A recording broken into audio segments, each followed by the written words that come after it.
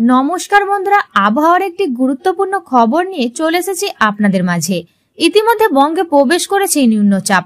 এই নিম্নচাপটি ধীরে ধীরে শক্তি বাড়িয়ে উপকূলের দিকে ধেয়ে আসছে, আর তার জেরেই দুই বঙ্গে আজ ও আগামী কয়েকদিন চলবে বজ্রবিদ্যুৎ সহ অতি ভারী বৃষ্টি ও তার সাথে দমকা ও ঝোড়ো হাওয়া বইবে 50 থেকে 60 কিলোমিটার বেগে। তো বন্ধুরা, সবার প্রথমে আকাশের মেঘলা থেকে শুরু করব।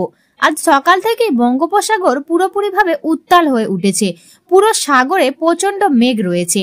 তারপর বাংলাদেশের সমস্ত অঞ্চল পুরোপুরিভাবে মেঘে ঢাকা। রাজশাহী, খুলনা, বরিশাল, মহেশখালী, কালাপাড়া, কুমিল্লা, এদিকে সিলেট, মনমোহন সিং, শিলচর, প্রায় সমগ্র বাংলাদেশটাই 80 থেকে 90% মেঘলা আকাশ রয়েছে। আর এখন যদি কলকাতা ও তার আশপাশ অঞ্চল যেমন হলদিবাড়ি, গঙ্গাসাগর, কোলাঘাট, শ্যামনগর, শান্তিপুর, আরামবাগ, বর্ধমান, কাটোয়া, এদিকে খড়গপুর, জলেশ্বর, ডাকুনিয়া, সমগ্র জায়গাতেই সকাল থেকে মেঘলা রয়েছে। এরপর দেখব কোথায় কি রকম বৃষ্টিপাত হবে।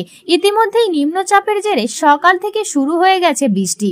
বাংলাদেশের যেমন খুলনা, বরিশাল, কালাপাড়া, চিত্রাগং, মহেশখালী এই জায়গাগুলিতে রেড অ্যালার্ট জারি করা হয়েছে। 19 থেকে 20 মিলিমিটার পর্যন্ত বজ্রবিদ্যুৎ সহ বৃষ্টিপাত হতে পারে।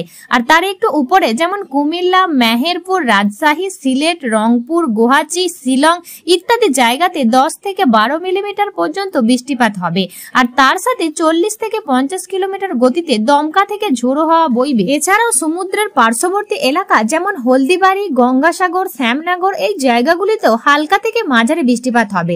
এদিকে কলকাতা, চন্দননগর, আরামবাগ, কোলাঘাট, বর্ধমান, শান্তিপুর, কাটোয়া, সিউড়ি, নলহাটি ইত্যাদি জায়গাগুলিতে বিক্ষিপ্তভাবে হালকা থেকে মাঝারি বৃষ্টিপাত চলবে। তার সাথে 40 থেকে 50 কিলোমিটার বেগে ঝোড়ো হাওয়া বইবে। এরপর যদি তাপমাত্রার কথা বলা হয়, তাহলে তাপমাত্রা কিছুটা নিম্নমুখী হয়েছে, কারণ বঙ্গোপসাগরে কিছুদিন ধরেই বৃষ্টি চলছে। আর তার জন্যই তাপমাত্রা সব জায়গাতেই আগের তুলনায় 2-3 ডিগ্রি কমেছে। তো বন্ধুরা, এই ছিল আবহাওয়ার আপডেট। ভিডিওটি ভালো লাগলে একটি লাইক দিয়ে চ্যানেলটি অবশ্যই সাবস্ক্রাইব করবেন।